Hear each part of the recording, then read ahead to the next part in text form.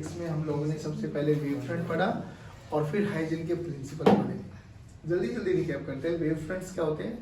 ऐसे सभी पार्टिकल्स का लॉकस जो सेम वेव, ठीक। फिर हम लोगों ने देखा कि जो वेव फ्रंट्स होते हैं वो कैसे प्रोपेगेट करते हैं कि कोई भी एक प्राइमरी सोर्स ऑफ डिस्टरबेंस होता है, वो अपने वेव फ्रंट्स बनाएंगे।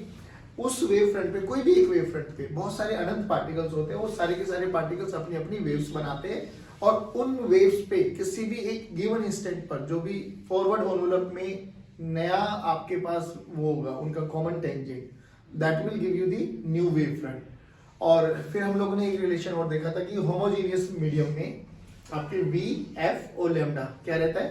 सेम। फिर हम लोगों ने एक और रिलेशन पढ़ा था कि अगर हमें वेव फ्रंट्स पता है तो हमें direction of propagation of light कैसे पता लगेगी? We have to draw a perpendicular. Simple बात समझ में आई? चलिए आज हम बात करेंगे रिफ्रैक्शन। कल हम लोगों ने पढ़ा था रिफ्लेक्शन, आज हम बात करेंगे रिफ्रैक्शन। चलिए मान लो ये आपके पास कोई भी एक इंटरफेस है, अभी भी सिंपल सा फंडा है। रिफ्रैक्शन करेंगे तो मीडियम अलग अलग हो जाएगा। मान लो ये मीडियम नंबर 1 है, ये मीडियम नंबर 2 है। वही बच्चों रेयर से डेंसर, डेंसर से रेयर दोनों ही फिनोमिना हो सकते हैं डिपेंडिंग अपॉन कि आप लोगों के एग्जाम में कौन सा पूछा जाए। मान लेते हैं कि यहाँ पे इस मीडियम में जब लाइट ट्रेवल कर रही है तो उसकी स्पीड v है और इस वाले मीडियम में उसकी स्पीड v2 है। अगर मैं बोलूं कि v1 is greater than v2 तो इसका मतलब समझ में आ गया कि ये कौन सा मीडियम है? रेयर है। और ये कौन सा है? डेंसर। चलिए ये r है और ये डेंसर है। तो अगर ये है तो इसका रिफ्रैक्टिव इंडेक्स μ1 मान लेते हैं और इसका रिफ्रैक्टिव इंडेक्स μ2। डन। इस मीडियम में जब लाइट ट्रेवल करेगी तो उसका वेवलेंथ λ1 मान लेते हैं, फ्रीक्वेंसी f मान लेते हैं। इस मीडियम में और इस मीडियम में क्या चीज सेम रहेगी? फ्रीक्वेंसी। ये हम अपन को पता है। अच्छा v f लैम्डा में क्या रिलेशन है? जल्दी बोलो। v this is equals to lambda into f। Done है ना बाबा? इस वाले मीडियम में अगर हम बात करें तो v1 को क्या लिख सकते हैं? λ1 इनटू f। और इस वाले मीडियम में जल्दी बोलो v2 this is equals to λ2 into f। ये हमें बिल्कुल बेसिक चर्चा हमें पता है कि हाँ रियलिटी में ये सब चीजें होती है। अभी तक हम लोगों ने जो पढ़ा है, हमने बात की कि एक लाइन यहां से चली ऐसी, ये रेज बनाई है अपन लोगों ने। वेव फ्रंट्स बोलो कैसे बनाओ? Simply we have to draw perpendicular और इसमें परपेंडिकुलर से ड्रॉ कर देते हैं। ये वेव फ्रंट है। अब ध्यान से सुन बाबा, कल वाले केस में तो आए टकराए और इसी मीडियम में वापसी चले गए थे। आज क्या हुआ कि जब ये वाला मीडियम मतलब wave front, this is A and this is B, जब ये वेव फ्रंट यहाँ पे टकरा गया तो क्या हुआ? इसने तो मीडियम चेंज कर दिया बट उसका मीडियम अभी भी। अब इन दोनों ए और बी को पॉइंट सोर्स की तरह ट्रीट करो। मान के चलो कि ये क्या करेगा? ये अपने वेव फ्रंट्स बनाएगा जो कि इसके वेव फ्रंट्स बनने की स्पीड और उसके वेव फ्रंट्स बनने की स्पीड दोनों में वेरिएशन है। तो ये देखो ये एयर में अभी ऐसा मान के चलो तो यहाँ पे ये ज्यादा तेज चलेंगे। नहीं आया समझ में? टी टाइम में जो कि हम लोगों को पता है कि कॉमन टाइम किसी भी गिवन इंस्टेंट पे बात करेंगे तो मान लो यहां से यहां तक आने में इसको टी टाइम लगा। टी टाइम में ये कितनी दूरी पर पहुंचा? BC। तो BC कितना डिस्टेंस ट्रेवल किया? v1 into T, speed into time. तो BC को मैं क्या लिख सकता हूँ? v1 into T. उतने ही टी टाइम में ये कहां पहुंचा होगा? क्या उसने सेम डिस्टेंस ट्रेवल किया हुआ? नहीं, उससे तो कम किया होगा क्योंकि स्पीड कम है। तो देखो अब क्या हुआ, ये अपने वेव फ्रंट्स बना रहे हैं ऐसे। बात समझ में आ गई? दोनों वेव फ्रंट्स में डिफरेंस समझ में आ गया? वो एयर मीडियम में है और ये डेंसर मीडियम में। अब क्या हुआ सर? कुछ भी नहीं, इनका कॉमन टेंजेंट ड्रॉ करो सिंपली। ये नया वेव फ्रंट आ गया। अब नए वेव फ्रंट से सारे वेव फ्रंट्स ऐसे ऐसे ही करते हुए जाएंगे। बात समझ में आ गई? तो what you have to do, normal draw कर दे। नॉर्मल ड्रॉ कर दे। थोड़ा थोड़ा आइडिया लगा कि रियलिटी में क्या हुआ? ये this is incident wave front end this is reflected wave front. तो वेव फ्रंट्स ऐसे चलना स्टार्ट हो गए। अब थोड़ा सा कैलकुलेशन करते हैं अपन। ये ए जो ये टी टाइम में बी सी पॉइंट तक पहुंचा है उतनी देर में ए कहां तक पहुंचा है? इस पॉइंट तक। This is D. एडी को बोलो क्या लिखो?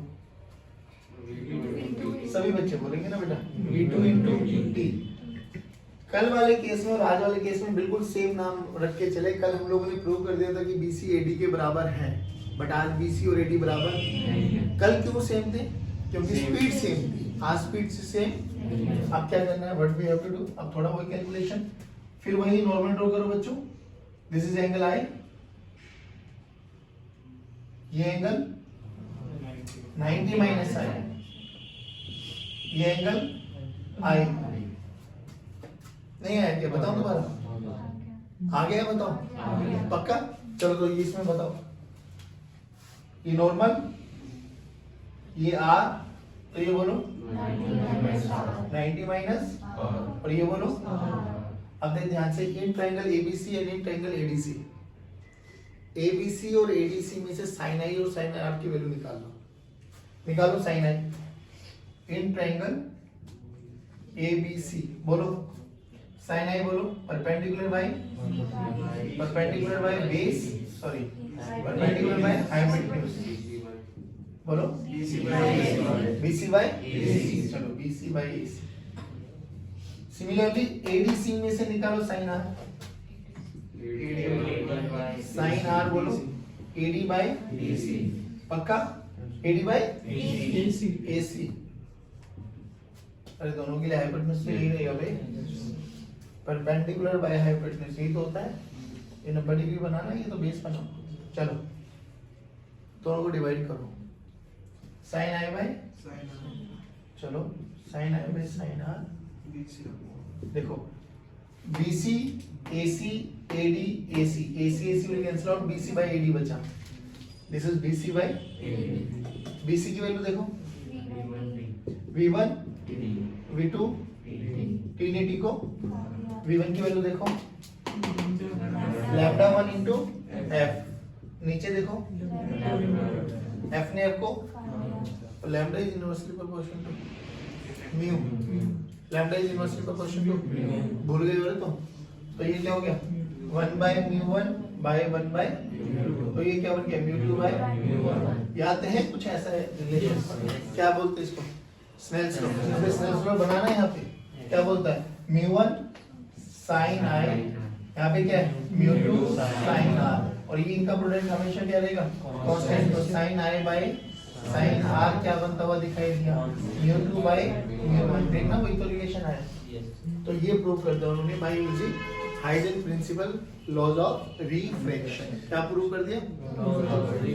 अब ये हम जो बात करें ये रेयर से डेंसर कर रहे हैं ना। अगर आपकी क्लास में आपके स्कूल में कुछ भी पूछा जाए कि डेंसर टू रेयर कर सकते हो, कर बना सकते हो, बिल्कुल सही, बिल्कुल कोई दिक्कत नहीं है। अब बिल्कुल इस केस में ये वाले तेज हो जाएंगे और ये वाले धीरे धीरे नहीं आया, तो ये जितना टाइम लेगा उतने टाइम में ये डिस्टेंस कम हो जाएगा और ये ज्यादा हो जाएगा, तो ये अपने आप ही इस तरह बेंड होता हुआ दिखाई दे जाएगा away from the normal. Done है समझ, पक्का? खुदा अभी जो टॉपिक पढ़ रहे हैं ना, ये टॉपिक ये समझ के चलना कि not even for 12th standard, 11th में भी जो एसएचएम पढ़ा था ना हम लोगों ने, उसके भी बहुत सारे न्यूमेरिकल्स में तेरे लिए बहुत हेल्प मिलने वाली है इससे। अभी हम बात करेंगे सुपरपोजिशन ऑफ वेव्स और इंटरफेरेंस ऑफ वेव्स। अभी इंटरफेरेंस कैसे होता है थोड़ा सा आइडिया देता हूं आपको। देखो हम अभी YDSC के बारे में बात करने वाले, बट YDSC से पहले ना बहुत जनरल चीजें बताता हूं आप लोगों को कि रियलिटी में क्या होता है। मान लो ये एक सोर्स है आपके पास, ठीक है बाबू। अब ये प्राइमरी सोर्स बना आपके पास, सोर्स ऑफ डिस्टरबेंस, ये अपने वेव फ्रंट्स बनाएगा। तो कहीं पर भी मान लो एक ये आपके पास बहुत छोटी सी ओपनिंग रख दी हम लोगों ने, बहुत छोटी सी ओपनिंग है। तो जब ये वेव फ्रंट्स यहां पर आएंगे तो वही वेव फ्रंट यहां पर भी ट्रेवल करेगा। अब हमने ये बोला था कल कि इस वेव फ्रंट पे जो ये दो पार्टिकल है, let us suppose S1 and S2, ये नए सोर्स ऑफ डिस्टरबेंस बनेंगे। इन दोनों के पास वो सेम प्रॉपर्टी रहेगी जो इसके पास है। अगर मीडियम सेम है तो लैम्डा भी सेम रहेगा। मीडियम अगर चेंज हो गया तो फ्रीक्वेंसी तो सेम रहेगी।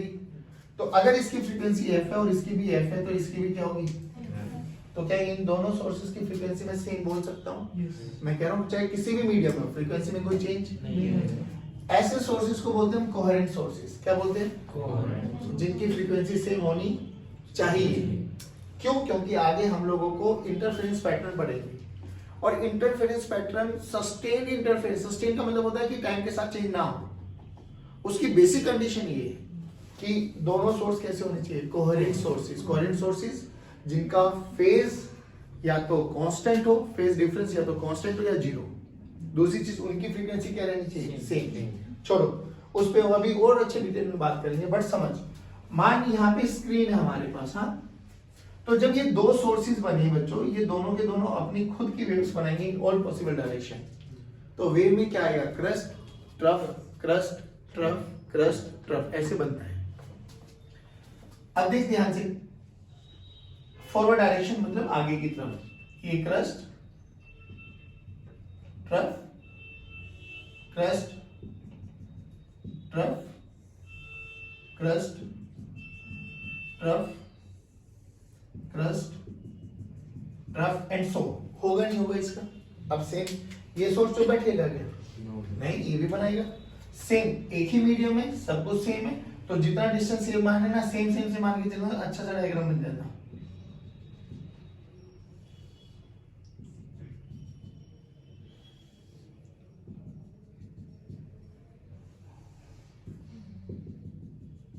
समझ ऐसा। अब तुम्हें ये तो समझ में आ रहा होगा ना, यहाँ पे दो तीन चीजों पे ध्यान देखना कि क्रस्ट के ऊपर क्रस्ट आ रहा होगा, क्रस्ट बोले तो डार्क लाइन जो है ब्लू और ब्लैक है ना, क्रस्ट के ऊपर क्रस्ट, और ऐसे डॉटेड के ऊपर डॉटेड भी आ रहा होगा, यानी ट्रफ के ऊपर ट्रफ, और ऐसा भी कंडीशन बनेगी जहां क्रस्ट और ट्रफ। ऐसी इंटरफेरेंस बहुत सारे दिखाई भी देंगे आप लोगों को, परेशान मत होना। इस इंटरफेरेंस के साथ साथ हम लोगों को स्क्रीन पे ना कुछ फ्रिंजेस दिखाई देंगे अलग अलग, dark bright dark bright dark bright dark bright, ऐसे पूरा पैटर्न दिखाई देता है। बट उसके पीछे का लॉजिक समझ के ये क्यों मिलता है, क्योंकि वेव्स आपस में इंटरफेयर करती है, ठीक। अब बात ये आती है कि सर ये हमें अपनी डे टू डे लाइफ में तो नहीं दिखाई देते, एक कमरे में हम 3 लाइट लगा दे 4 लाइट लगा दे, हमें तो कहीं नहीं दिखाई देता डार्क ब्राइट, हमें तो पूरा का पूरा पैटर्न चमकता हुआ दिखाई देता पूरा कमरा। वो क्यों नहीं होता, क्योंकि जो डे टू डे लाइफ में हम जितने भी सोर्सेज ऑफ लाइट यूज करते हैं ना, वो कोहेरेंट नहीं होते, कभी नहीं होते।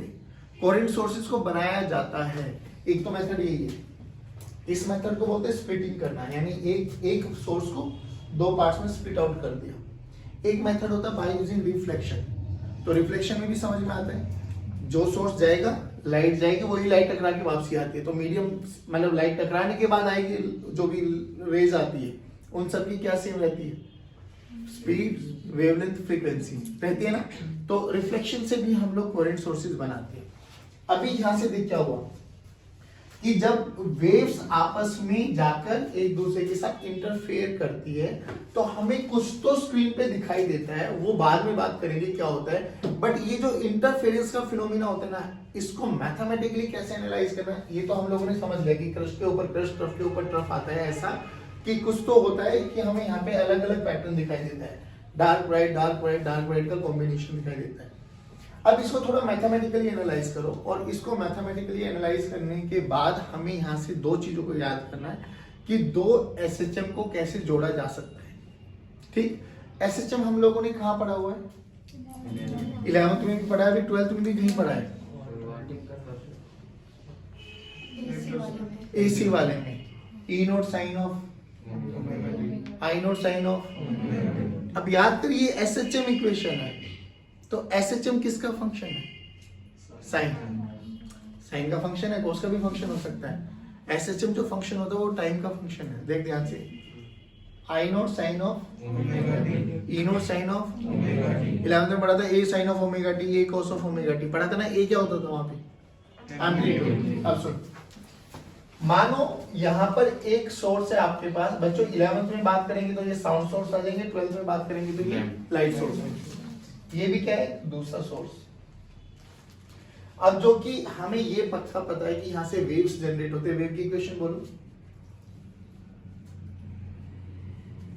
A sine of omega t plus minus k x plus minus 5, ऐसे मत देखोगे, A sine of omega t plus minus k x है ना, कोई फेज इनिशियली फेज है तो ठीक है, नहीं है तो 0 मान लेते हैं हम लोग।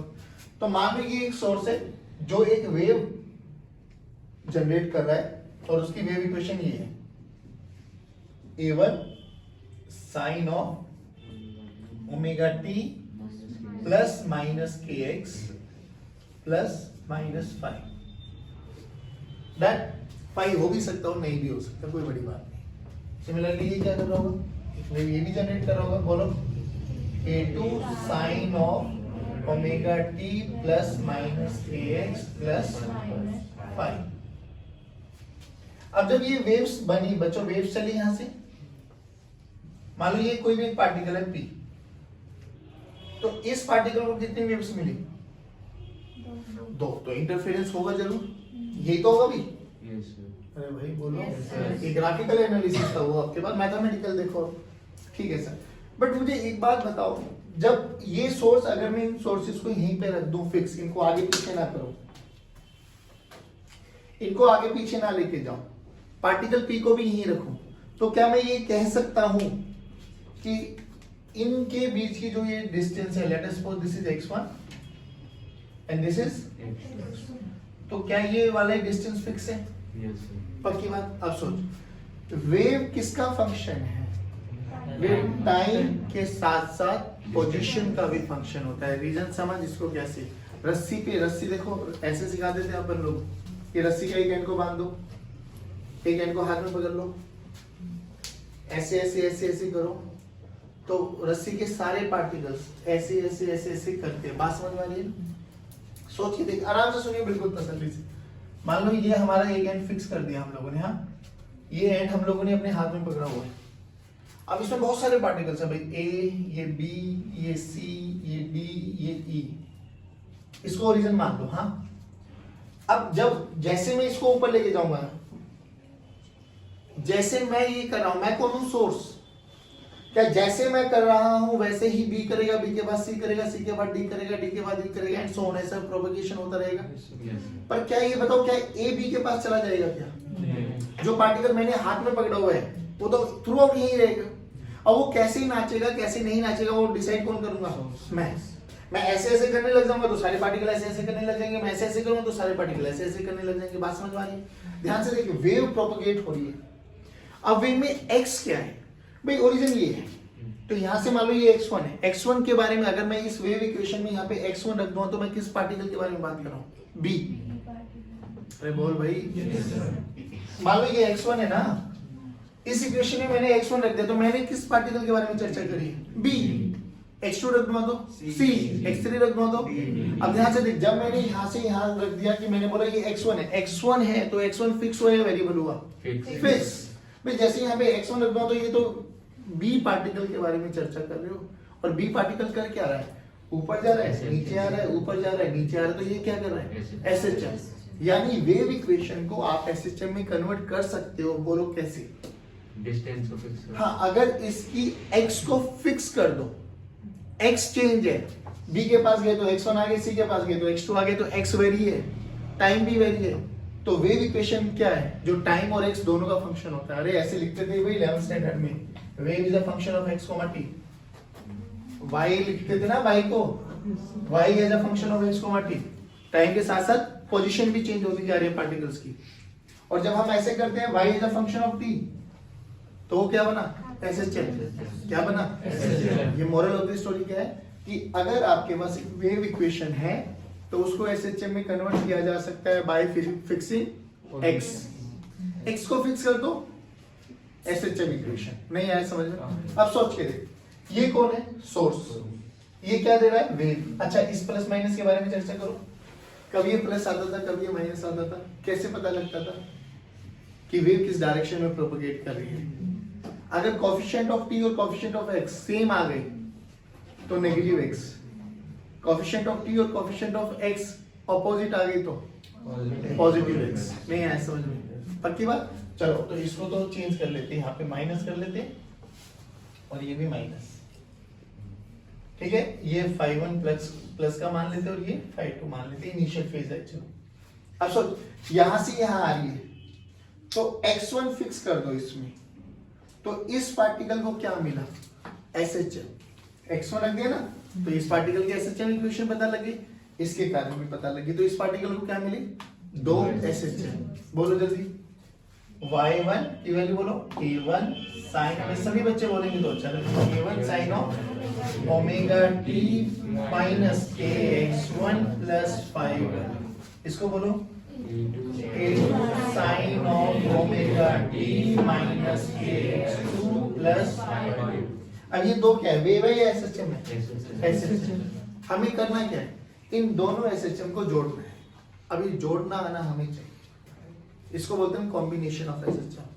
11th स्टैंडर्ड में बहुत न्यूमेरिकल करे होंगे आप लोगों ने। 3 sin of omega t plus 4 sin of omega t plus 90 degree add करके बताओ नेट रिजल्टेंट इक्वेशन क्या बनती है। अब उसको तरीका सुनो कि जब भी दो एसएचएम को जोड़ रही हो तो आपको तीन चीजों पे एम्फसाइज करना है। इसको देखो, वाई नेट निकालना है। वाई नेट प्लीज समझना, बहुत आसान है। एक न्यूमेरिकल करा दूंगा, एक तुम्हें दे दूंगा, तुम्हें कॉन्फिडेंस आ जाएगा कि हाँ ऐसे करते। वाई नेट क्या हो जाएगा बेटा, y1 प्लस, ठीक। तो जब आप y1 और y2 की इक्वेशन आपको दे दी जाएगी, कभी वो साइन का फंक्शन दे देंगे, कभी वो कोस का फंक्शन दे देंगे, कोई टेंशन नहीं है। सुनो, तीन कंडीशन कि y1 और y2 या तो साइन का फंक्शन होगा या तो सबसे पहली कंडीशन, दोनों टर्म्स साइन की होनी चाहिए। अगर कोस आ भी गया तो कन्वर्ट कर दो। कोस को साइन में कन्वर्ट करना आता है ना, 90 प्लस माइनस करके वे ऐसे मत देखो। दोनों टर्म्स साइन की होनी चाहिए। दोनों टर्म्स में ओमेगा टी वाला पार्ट पॉजिटिव होना चाहिए। अब ये याद करो, आप लोगों को जब एसी पढ़ाया था, एसी पढ़ाते हुए भी इस चीज पे ध्यान रखा गया था कि ओमेगा टी दोनों का पॉजिटिव रखना। याद करो इंडक्टर के केस में 90 minus omega T 90 plus omega T लिखवाया था, तो बोला था कि ओमेगा टी वाले पार्ट को पॉजिटिव रखो। आईपीएल सीसीएल सब बोल गए हो। चलो दोबारा सुनो, दोनों टर्म्स साइन की होनी चाहिए। कोस में आ जाए तो साइन में कन्वर्ट कर दो। दोनों टर्म्स का ओमेगा टी वाला पार्ट पॉजिटिव होना चाहिए। दोनों टर्म्स के बीच में प्लस का साइन आना चाहिए।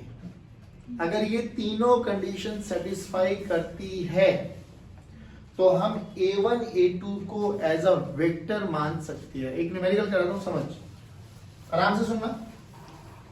मान लो y1 है मेरे पास 3 sin of omega t plus 90 degree, ठीक। y2 है मेरे पास 4 sin ऑफ ओमेगा t। मुझे y नेट निकालना है। y नेट मुझे निकालना है, क्या करो, y1 प्लस देखो एक बारी 3 sin of omega t plus 90 degree plus 4 sin of omega t। Done है बाबा, श्योर। अब सुनो, आपको ना इसमें एक चीज याद रखनी है बच्चों, a1 को नीचे बनाना है, a2 को ऊपर बनाना है, और इनके बीच में 5 होगा। अब ये a1 कौन होगा, a2 कौन होगा। सुनना, सबसे पहले कंडीशन चेक करो, क्या दोनों साइन के फंक्शन है? हाँ है। ओमेगा टी वाला पार्ट पॉजिटिव है? हाँ है। प्लस का साइन है? हाँ है। तीनों कंडीशन सेटिस्फाई करती है। तो a1 कौन है, 3 या 4? a1 वह होगा जिसका फेज छोटा होगा। फेज समझते हो, ओमेगा टी के साथ जो भी ऐड किया जाता है वो फेज होता है आपके पास। तो यहाँ पे ओमेगा टी क्या है, ओमेगा टी प्लस 0, यहाँ पे ओमेगा टी प्लस। तो ओमेगा टी वाला जो भी आपके पास a1 वह होगा जिसका फेज छोटा। तो a1 को हमेशा नीचे बनाओ। तो a1 कौन है, 4। अब a2 कितने एंगल पे बनना है वो डिपेंड करेगा कि इन दोनों के बीच में फेज डिफरेंस कितना है। कितना है? तो इसको 90 डिग्री पे बना दो, ये बन गया 3। तो ये बना a1 और ये बना a2। अभी रुक जाओ, क्या इनका रिजल्टेंट निकाल सकते हैं? 3 4 का रिजल्टेंट बोलो 5। 3 4 का रिजल्टेंट बोलो 5। ये आ गया 5। तो ये बना a नेट। क्या बना बच्चों, a नेट बोले तो a1 और a2 का रिजल्टेंट a नेट। अच्छा ये कितने एंगल पे बना, बोलो ना अल्फा। अरे अल्फा तो ठीक है, कितना अल्फा, 37 53 3 4 5 37 डिग्री। भूल गए हो, याद करना इसको। 3 4 5 याद कर लो। 3 4 5 37 और ये 53। चलो तो अल्फा की वैल्यू कितनी है, 37। अब सुनो, मुझे इससे मतलब नहीं है, मुझे तो इन दोनों का रिजल्टेंट चाहिए भाई। रिजल्टेंट देखो, वाई नेट। वाई नेट को क्या लिखोगे, ए नेट, सुन लो भाई, sine of omega t plus phase of A1, phase of A1 plus alpha. देखो सुनाता हूं, सुनो। वाई नेट, ए नेट बोल कितना है 5, sine of omega t, phase of A1, A1 का फेज कितना है 0 प्लस अल्फा, अल्फा की वैल्यू तो रिजल्टेंट आ गया आपके पास 5 sine of omega t plus 37 degree. नहीं आया बच्चों? दोबारा सुनो, आपको 3 कंडीशन लिखनी है, खुद लिखनी है और ये डायग्राम बनाना है। कौन कौन सा सुन लो कि दोनों टर्म साइन की होनी चाहिए, ओमेगा टी वाला पार्ट पॉजिटिव होना चाहिए, बीच में साइन प्लस का होना चाहिए। अगर तीनों कंडीशन सेटिस्फाई करती है तो A1 वह होगा जिसका फेज A1 और A2 में जो फाई होगा, फाई क्या होगा, दोनों का फेज डिफरेंस, दोनों का और जो नेट रिजल्टेंट इक्वेशन बनेगी वो क्या बनेगी, A net sine of omega t plus phase of A1 plus alpha. नहीं आया समझ? पक्की बात? आप सुनो, इसको बना लेना भी, this is A net, this is alpha. एक क्वेश्चन कर दो जल्दी, सॉल्व करो। y1 की वैल्यू है आपके पास 3 sine of omega t plus 30 degree, y2 की वैल्यू है 4 sine of omega t plus 90, 120। Find resultant equation, find resultant. जिसका नहीं हुआ वो प्लीज देखो, पहले देखो क्या दोनों साइन है, ओमेगा टी पॉजिटिव, प्लस का साइन है बीच में, A1 कौन, ऐसा मत देखो रे, मुझे बात नहीं, A1 कितना है और A1 और A2 के बीच में कितना डिफरेंस है 5, तो 120 माइनस 30 90, तो ये बना 4, रिजल्टेंट आया 5, तो ये एंगल बना 4, ये बना 53। ऐसे बता कोई दिक्कत? अब बोल y net, A net sine of omega t plus phase of A1, A1 ये है 30 प्लस 53। नहीं है? अब दूसरा देख, दूसरा क्या था आपके पास, y1 की वैल्यू थी 6 sine of omega t plus 30 और दूसरा y2 की वैल्यू थी 6 sine of omega t plus 120 150। Done? अब सुनो, यहाँ कुछ वेक्टर्स के नियम अगर तुम्हें पता है तो ठीक है, नहीं तो आप उसके साथ भी जा सकते हो, बेसिक के साथ, under root a square plus b square plus 2ab cos theta. सुन वो क्या हुआ, अब दोबारा देख, A1 कौन 6, A2 कौन 6, तो लोड ही खत्म। लेकिन A1 A2 के बीच में एंगल कितना है 120। अब देख, जब भी A का मैग्नीट्यूड और B का मैग्नीट्यूड सेम होता है और रिजल्टेंट दोनों के बीच में एंगल 120 डिग्री होता है, तो जो रिजल्टेंट होता है ना वो भी सेम आता है, आर्क का सर्कल बनता है ये बेसिकली। यानी अगर मैं इसको और इसको मिला के इसको सेंटर मान के एक आर्क बनाऊं ना, तो ये सर्कल की आर्क बन जाएगी, रिजल्टेंट भी सेम आएगा। और अगर दोनों का मैग्नीट्यूड सेम होता है तो रिजल्टेंट हमेशा एंगुलर बाइसेक्टर पे जाता है। तो ये 120 डिग्री था, तो अल्फा कितना आ गया 60। अगर भाई ये सब चीजें नहीं याद रहती ना तो परेशान होने की आवश्यकता थोड़ी ना है। याद करो वहां पे कैसे निकालते थे रिजल्टेंट, नहीं रिजल्टेंट पूछा बाबा, a square plus b square plus 2ab cos theta. चलिए ठीक है, और tan अल्फा कैसे निकालते थे, tan alpha b sin theta over a plus b cos theta. आया समझ में? तो ऐसे 60 आ गया अल्फा। रिजल्टेंट बोलो 6 sine of omega t plus phase of a1 a1 a1 a1 a1 a1 30 और अल्फा 60 तो 90। तो ओमेगा टी प्लस 90 साइन है तो कोस में कन्वर्ट हो जाएगा। अरे बोलो भाई, नहीं आया? पक्की बात है।